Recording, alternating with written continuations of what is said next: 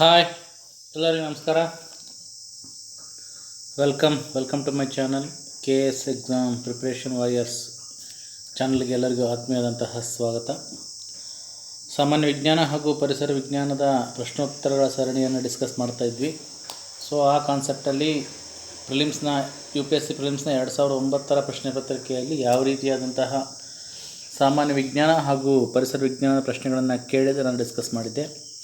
So as it is ಅದು 3 ವಿಡಿಯೋದಲ್ಲಿ ಮುಗಿದಿತ್ತು. So ಇವತ್ತು 2008ನೇ ಪ್ರಿಲಿಮ್ಸಲ್ಲಿ ಯಾವ ರೀತಿಯಾದಂತಹ ಈ ಜನರಲ್ ಸೈನ್ಸ್ ಆ್ಯಂಡ್ US ಕ್ವಶನ್ಸ್ಗಳನ್ನು ಕೇಳಿದರೆ ಅಂತ ಡಿಸ್ಕಸ್ ಮಾಡ್ತಾ ಹೋಗೋಣ. ಖಂಡಿತ ಎಲ್ಲ ಸ್ಪರ್ಧಾತ್ಮಕ ಪರೀಕ್ಷೆಗಳಿಗೆ ಒಂದು ಯೂಸ್ಫುಲ್ ಇನ್ಫಾರ್ಮೇಷನ್ ಅಂತ ಹೇಳ್ಬೋದು. So as it is continue ಮಾಡ್ತಾ ಹೋಗೋಣ. ಒಂದ್ಸರಿ ನನ್ನ ಚಾನಲ್ನ ಯಾರು ಸಬ್ಸ್ಕ್ರೈಬ್ ಮಾಡ್ಕೊಳ್ಳಿಲ್ಲ ಅಂದರೆ ಖಂಡಿತ ಸಬ್ಸ್ಕ್ರೈಬ್ ಮಾಡ್ಕೊಳ್ಳಿ ಅಂತ ಹೇಳ್ತಾ, ಹಾಗೆಯೇ ಕ್ಲಾಸ್ ಕೇಳುವಾಗ ನಿಮಗೇನು ಇಂಪಾರ್ಟೆಂಟ್ ಅನಿಸುತ್ತೋ ಅದು ನೋಟ್ಸ್ ಮಾಡ್ಕೊಳ್ಳಿ ಅಂತ ಹೇಳ್ತಾ ಈ ಕ್ಲಾಸ್ನ ಸ್ಟಾರ್ಟ್ ಮಾಡೋಣ. Once again all of you welcome. ಮೊದಲನೇ ಪ್ರಶ್ನೆ 2008ರ ಪ್ರಿಲಿಮ್ಸಲ್ಲಿ ಕೇಳಿರುವಂತಹ ಮೊದಲನೇ ಪ್ರಶ್ನೆ ಯಾವುದು ಅಂತ ನೋಡ್ತೋಗೋಣ. ನಾನು ಹೇಳ್ದಂಗೆ ನಿಮಗೇನು ಇಂಪಾರ್ಟೆಂಟ್ ಅನಿಸುತ್ತೋ, ಯಾವ ಪ್ರಶ್ನೆ ಇಂಪಾರ್ಟೆಂಟ್ ಅನಿಸುತ್ತೋ, ಯಾವ ಟರ್ಮ್ ಇಂಪಾರ್ಟೆಂಟ್ ಅನಿಸುತ್ತೋ ಖಂಡಿತ ನೋಟ್ಸ್ ಮಾಡ್ಕೊಳ್ತಾ ಹೋಗಿ. ಸೊ ಮೊದಲನೇ ಪ್ರಶ್ನೆ ಅಂದರೆ ಲೇಸರ್ ಪ್ರಿಂಟರ್ ಬಗ್ಗೆ ಇದೆ. ಲೇಸರ್ ಪ್ರಿಂಟರ್ನಲ್ಲಿ ಯಾವ ವಿಧದ ಲೇಸರ್ ಬಳಕೆಯಾಗುತ್ತೆ ಅಂತೇಳಿ. ಸೊ ಇದು KS ಪ್ರಿಲಿಮ್ಸ್ ರಿಪೀಟೆಡ್ ಆಗಿದೆ. ಸೊ ಅಲ್ಲಿ ಬಳಕೆ ಆಗುವಂತಹ ಲೇಸರ್ ಪ್ರಿಂಟಲ್ಲಿ ಬಳಕೆ ಆಗುವಂತಹ ಒಂದು ಲೇಸರ್ ಯಾವುದಂದರೆ ಸೆಮಿಕಂಡಕ್ಟರ್ ಡಯೋಡ್ ಲೇಸರ್ ಅಂತೇಳಿ. ಓಕೆ, ಸೆಮಿಕಂಡಕ್ಟರ್ ಅರೆವಾಹಕ ಆನ್ಸರ್. ಸೊ ಸ್ಟೇಟ್ಮೆಂಟ್ ಕ್ವಶನ್ ಇದು. ಸೊ ಒಂದು ಸ್ಟೇಟ್ಮೆಂಟ್ ಸರಿ ಇದೆ. ಈ ಒಂದು ಡಯಾಟೋನಿಕ್ ಸ್ಕೇಲ್ ಬಗ್ಗೆ ಇದೆ. ಡಯಾಟೋನಿಕ್ ಸ್ಕೇಲ್ ಅಂದರೆ ವ್ಯಾಪಕ ಬಳಕೆಯಲ್ಲಿರುವ ಅಷ್ಟಸ್ವರ ಸಂಗೀತ ಶ್ರೇಣಿ 7 ಆವೃತ್ತಿಗಳನ್ನು ಹೊಂದಿದೆ ಅಂತೇಳಿ ಈ ಸ್ಟೇಟ್ಮೆಂಟ್ ಸರಿ. ಇನ್ನು ಮೂರನೇ ಪ್ರಶ್ನೆ, ಈ ರಾಸಾಯನಿಕವಾಗಿ ಈ ರೂಬಿಸ್ ಹಾಗೂ ಸಫೈರ್ ಇವು ಹವಳಗಳು ಅಂತ ಕರಿತೀವಿ. ಮುತ್ತು ರತ್ನ ಹವಳಗಳು, ರೂಬೀಸ್ಗಳು ಹಾಗೂ ಸಫೈರ್ಗಳು ಇವು ಏನಾಗಿವೆ ಅಂತ ಕೇಳಿದ್ದೀನಿ. ಇವು ಏನಾಗಿಲ್ಲ ಅಂದರೆ ಇವು ಅಲ್ಯೂಮಿನಿಯಂ ಆಕ್ಸೈಡ್ಗಳಾಗಿದ್ದಾವೆ. ರಾಸಾಯನಿಕವಾಗಿ ರೂಬೀಸ್ಗಳು ಹಾಗೂ ಸಫೈರ್ಗಳು ಏನಾಗಿದೆ ಅಂದರೆ ರಾಸಾಯನಿಕವಾಗಿ ಅವು ಒಂದು ಅಲ್ಯೂಮಿನಿಯಂ ಆಕ್ಸೈಡ್ಗಳು. ನಾಲ್ಕನೇ ಪ್ರಶ್ನೆ ಸಾಕಷ್ಟು ರಿಪೀಟೆಡ್ ಆಗಿದೆ ಈ ಪ್ರಶ್ನೆ. ಗಣಿಗಳಲ್ಲಿ ಸಂಭವಿಸುವಂತಹ ಬಹುತೇಕ ಸ್ಫೋಟಗಳಿಗೆ ಯಾವ ಅನಿಲಗಳ ಮಿಶ್ರಣ ಕಾರಣ ಅಂದರೆ, ಸೊ ಗಣಿಗಳಲ್ಲಿ ಸಂಭವಿಸುವ ಬಹುತೇಕ ಸ್ಫೋಟಗಳಿಗೆ ಈ ಮೀಥೇನ್ ಹಾಗೂ ಗಾಳಿ ಈ 2 ಅನಿಲಗಳ ಮಿಶ್ರಣನೇ ಕಾರಣ. ಸೊ ಇಲ್ಲಿ ಕೊಟ್ಟಿರೋದರಲ್ಲಿ ಅನುಕ್ರಮವಾಗಿ ಯಾವುದು ಅತಿ ಹಗುರ ಮತ್ತು ಅತಿ ಭಾರ ಲೋಹ ಅಂತ ಕೇಳಿದ್ದಾನೆ. ಸೊ ಅತಿ ಹಗುರ ಲಿಥಿಯಂ ಆಗುತ್ತೆ, ಹಾಗೆಯೇ ಅತಿ ಭಾರ ಲೋಹ ಆಸ್ತಿಯಂ ಆಗುತ್ತೆ. ಓಕೆ, ಒಂದು ಬ್ಯಾರಲ್ ತೈಲ ಎಂದರೆ ಸುಮಾರು ಎಷ್ಟು ಅಂತ ಕೇಳಿದ್ದಾನೆ. ಪೆಟ್ರೋಲಿಯಂ ಪ್ರಾಡಕ್ಟ್ಗಳ ಬಗ್ಗೆ ಕೇಳ್ತಾ ಇರ್ತಾನೆ. ಸೊ ಒಂದು ಬ್ಯಾರಲ್ ತೈಲ ಅಥವಾ ಒಂದು ಬ್ಯಾರಲ್ ಪೆಟ್ರೋಲಿಯಂ ಅಂದರೆ ಏನು ಗೊತ್ತಾ, ಎಷ್ಟಂದರೆ ಸುಮಾರು 159 ಲೀಟ್ರ್, 159 ಲೀಟರ್ ಅಂದರೆ ಒಂದು ಬ್ಯಾರಲ್. ಓಕೆ, 7ನೇ ಪ್ರಶ್ನೆ ಸರಿಯಾದ ಹೇಳಿಕೆಗಳು ಫುಡ್ ರಿಲೇಟೆಡ್ ಆಗಿದೆ. ಎಸ್ಪೆಷಲಿ ಪ್ರೋಬಯೋಟಿಕ್ ಫುಡ್ ಬಗ್ಗೆ ರಿಲೇಟೆಡ್ ಆಗಿದೆ. ಪ್ರೋಬಯೋಟಿಕ್ ಫುಡ್ಗಳ ಬಗ್ಗೆ, ಪ್ರೋಬಯೋಟಿಕ್ ನ್ಯೂಟ್ರಿಷನ್ ಬಗ್ಗೆ ಒಂದು ಕಳೆದ UPSC ಪ್ರಿಲಿಮ್ಸಲ್ಲಿ ಸಹ ಕೇಳಿದ್ದಾನೆ 2022ನೇ ಪ್ರಶ್ನೆ ಪತ್ರಿಕೆಯಲ್ಲಿ. ಏನಪ್ಪ ಅಂದರೆ ಸ್ಟೇಟ್ಮೆಂಟ್, ಮನುಷ್ಯನ ಆರೋಗ್ಯಕ್ಕೆ ಸಹಕಾರಿಯಾಗುವ ಜೀವಂತ ಬ್ಯಾಕ್ಟೀರಿಯಾಗಳನ್ನು ಪ್ರೋಬಯೋಟಿಕ್ ಆಹಾರ ಹೊಂದಿರುತ್ತೆ. ಸೊ ಪ್ರೋಬಯೋಟಿಕ್ ಆಹಾರ ಅಂದರೆ ಮೇನೇನು ಉಪ್ಪಿನಕಾಯಿ ಜೊತೆಗೆ ಮೊಸರು, ಸ್ವಲ್ಪ ಬೇರೆ ಬೇರೆ ಪ್ರಾಡಕ್ಟಲ್ಲಿ ಸಹ ಈ ಪ್ರೋಬಯೋಟಿಕ್ ಇಷ್ಟು ಬೆಣ್ಣೆಲಿ ಸ್ವಲ್ಪ ಇರುತ್ತೆ. ಈ ಪ್ರೋಬಯೋಟಿಕ್ ಫುಡ್ ಇರುತ್ತೆ ಅಥವಾ ಪ್ರೋಬಯೋಟಿಕ್ ನ್ಯೂಟ್ರಿಷನ್ ಇರುತ್ತೆ. ಅಂದರೆ ನಮ್ಮ ದೇಹಕ್ಕೆ ಒಳ್ಳೆಯ ಬ್ಯಾಕ್ಟೀರಿಯಾಗಳನ್ನು ಕೊಡೋದೇ ಈ ಪ್ರೋಬಯೋಟಿಕ್ ಇದ್ದಿರುವಂತಹ ಒಂದು ಫುಡ್. ಓಕೆ, ಅಂದರೆ ಮನುಷ್ಯನ ಆರೋಗ್ಯಕ್ಕೆ ಸಹಕಾರಿಯಾಗುವ ಜೀವಂತ ಬ್ಯಾಕ್ಟೀರಿಯಾಗಳನ್ನು ಪ್ರೋಬಯೋಟಿಕ್ ಆಹಾರ ಹೊಂದಿರುತ್ತೆ ಅಂತ ಅರ್ಥ. ಸೊ ಕೆಲವು ಟೈಮಲ್ಲಿ ಡೈರೆಕ್ಟ್ ಬ್ಯಾಕ್ಟೀರಿಯಾಗಳನ್ನು ತಗೋತೀವಿ. ಈ ಯಾಕೂಟ್ ಅಂತೇಳಿ ಒಂದು ಬರುತ್ತಾ ಪ್ರಾಡಕ್ಟು. ಸೊ ಅದು ಸಹ ಒಂದು ಪ್ರೋಬಯೋಟಿಕ್, ವೆರಿ ಇಂಪಾರ್ಟೆಂಟ್ ರೋಲನ್ನು ಪ್ಲೇ ಮಾಡ್ತವೆ ಇವು. ನೆಕ್ಸ್ಟು ಪ್ರೋಬಯೋಟಿಕ್ ಆಹಾರವು ಅಂತ್ರಸಸ್ಯ ಇಂಟ್ರಾಫ್ಲೋರಾ ಸಂರಕ್ಷಣೆಯಲ್ಲಿ ಸಹಾಯ ಮಾಡುತ್ತೆ. ಅಂದರೆ ಆಹಾರವು ಅಂತ್ರಸಸ್ಯ ಅಂದರೆ ಇಂಟ್ರಾಫ್ಲೋರಾ ಸಂರಕ್ಷಣೆಯಲ್ಲಿ ಸಹಾಯ ಮಾಡುತ್ತೆ. 2ನೇ ಸ್ಟೇಟ್ಮೆಂಟ್ ಸರಿ. ಇಲ್ಲಿ 8ನೇ ಪ್ರಶ್ನೆ ಒಂದು ಸ್ಟೇಟ್ಮೆಂಟ್ ಇದೆ. ಒಂದು ವಸ್ತುವಿನ ಪ್ರತಿಫಲನಾಂಕ ಅಲ್ಬಿಡವು ಈ ಪ್ರತಿಫಲಿತ ಬೆಳಕಿನಲ್ಲಿ ಆ ವಸ್ತುವನ್ನು ನೋಡಿದಾಗ ಅದರ ಪ್ರಜ್ವಲತೆಯನ್ನು ನಿರ್ಧರಿಸುತ್ತದೆ. ಅಂದರೆ ಅದರ ಇಂಟೆನ್ಸಿಟಿಯನ್ನು ನಿರ್ಧರಿಸುತ್ತೆ ಸ್ಟೇಟ್ಮೆಂಟ್ ಸರಿ. 9ನೇ ಪ್ರಶ್ನೆ, ಭಾರಜಲ ಹೆವಿ ವಾಟರ್ ಅಥವಾ ಡ್ಯೂಟೇರಿಯಮನ್ನು ಕಂಡುಹಿಡಿದವರು ಇವರೇ. ಯಾರು? HS ಯೂರಿ ಅಥವಾ ಹ್ಯಾರಲ್ಡ್ ಯೂರಿ ಅಂತ ಕರಿತೀವಿ. ಡ್ಯೂಟೇರಿಯಂ 1931ರಲ್ಲಿ. ನೆಕ್ಸ್ಟು 10ನೇ ಪ್ರಶ್ನೆ ಗ್ರಹಗಳ ಬಗ್ಗೆ ಇದೆ. ಸೂರ್ಯನಿಂದ ಸರಾಸರಿ ದೂರದ ಕ್ರಮದಲ್ಲಿ ಯಾವ 2 ಗ್ರಹಗಳು ಮಂಗಳ ಹಾಗೂ ಯುರೇನಸ್ ಗ್ರಹಗಳ ಮಧ್ಯೆ ಇದೆ? ಅಂದರೆ ಮಂಗಳ ಹಾಗೂ ಯುರೇನಸ್ ಗ್ರಹಗಳ ಮಧ್ಯೆ ಇರೋದು ಗುರು ಹಾಗೂ ಶನಿ ಗ್ರಹಗಳು. ಸೊ ಒಂದು ಬಾಹ್ಯಾಕಾಶ ನೌಕೆ ಕೊಟ್ಟಿದ್ದ. ಸೊ ಕ್ಯಾಸಿನೋ ಅನ್ನೋದು ಒಂದು ಬಾಹ್ಯಾಕಾಶ ನೌಕೆ ಆಗಿದೆ. ಕ್ಯಾಸಿನೋ ಅನ್ನೋದೇನು ಒಂದು ಬಾಹ್ಯಾಕಾಶ ನೌಕೆ.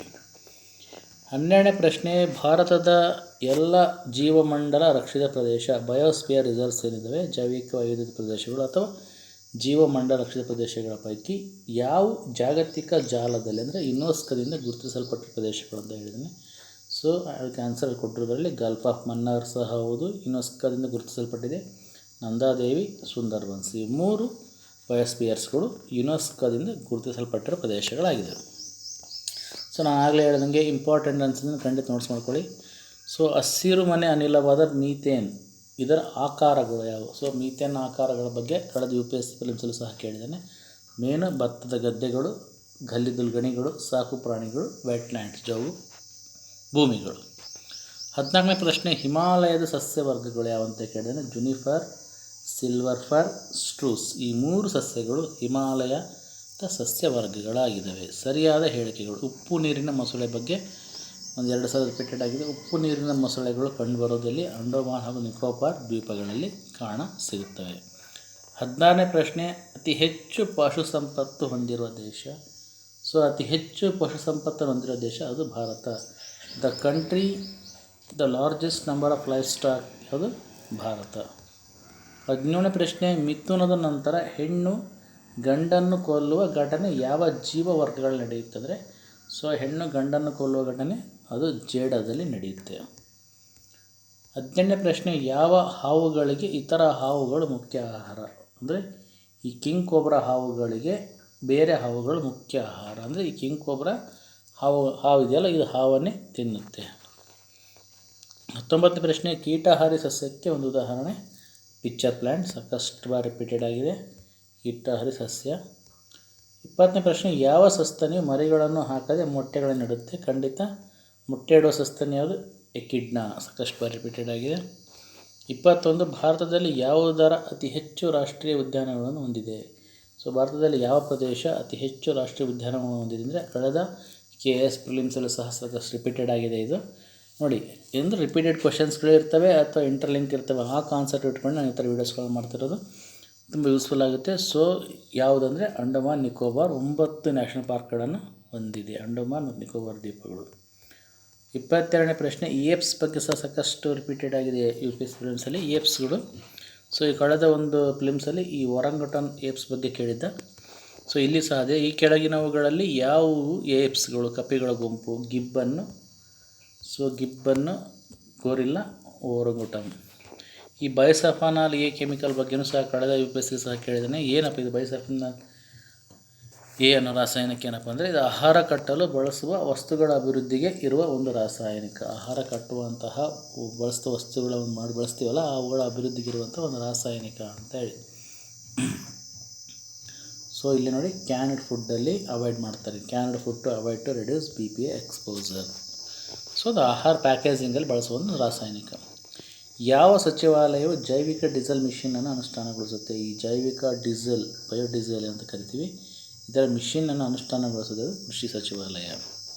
25ನೇ ಪ್ರಶ್ನೆ, ಯಾವುದಕ್ಕೆ ಈ ಪ್ರಿಸನರ್ಸ್ ಡೈಲಾಮ್ ಸಂಬಂಧಿಸಿದೆ? ಪ್ರಿಸನರ್ಸ್ ಡೈಲಾಮ್ ಸಂಬಂಧಿಸಿರೋದು ಗೇಮ್ ಥಿಯರಿಯ ಒಂದು ಸನ್ನಿವೇಶಕ್ಕೆ, ಕೈದಿಗಳ ಬಗ್ಗೆ ಇದೆ.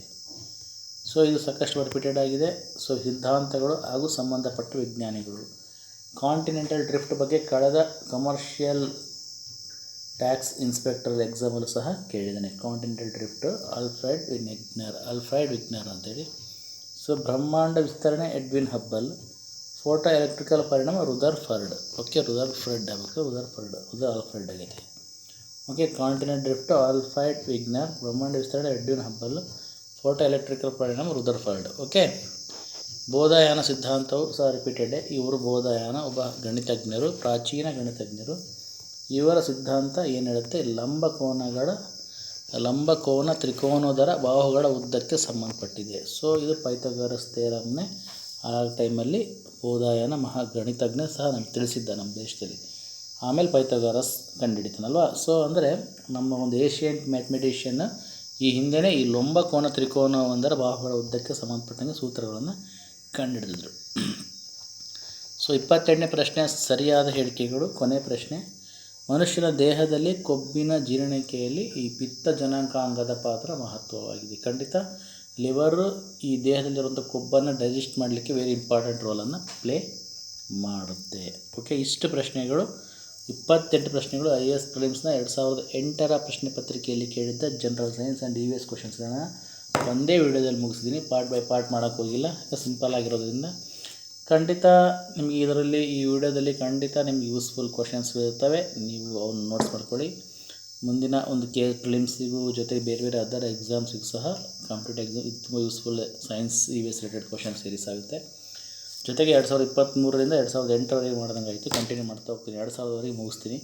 ಎಲ್ಲ ಪ್ಲೇ ಲಿಸ್ಟ್ ಮಾಡಿದ್ದೀನಿ ಸಪ್ರೇಟ್ ಸಬ್ಜೆಕ್ಟ್ ವೈಸು. ನೀವು ನೋಡಿ ನನ್ನ ಚಾನಲ್ ಸಬ್ಸ್ಕ್ರೈಬ್ ಮಾಡಿಕೊಂಡು ಖಂಡಿತ ನಿಮಗೆ ಗೊತ್ತಾಗುತ್ತೆ ಅಂತ ಹೇಳ್ತಾ ಈ ಕ್ಲಾಸ್ನ ಇಲ್ಲಿ ಮುಗಿಸ್ತಿದ್ದೀನಿ. Once again all of you thank you. ಹಾಗೆಯೇ ನನ್ನ ಚಾನಲ್ ಯಾರು ಸಬ್ಸ್ಕ್ರೈಬ್ ಮಾಡ್ಕೊಳ್ಳಿಲ್ಲ ಖಂಡಿತ ಸಬ್ಸ್ಕ್ರೈಬ್ ಮಾಡ್ಕೊಳ್ಳಿ ಅಂತ ಹೇಳ್ತೀನಿ.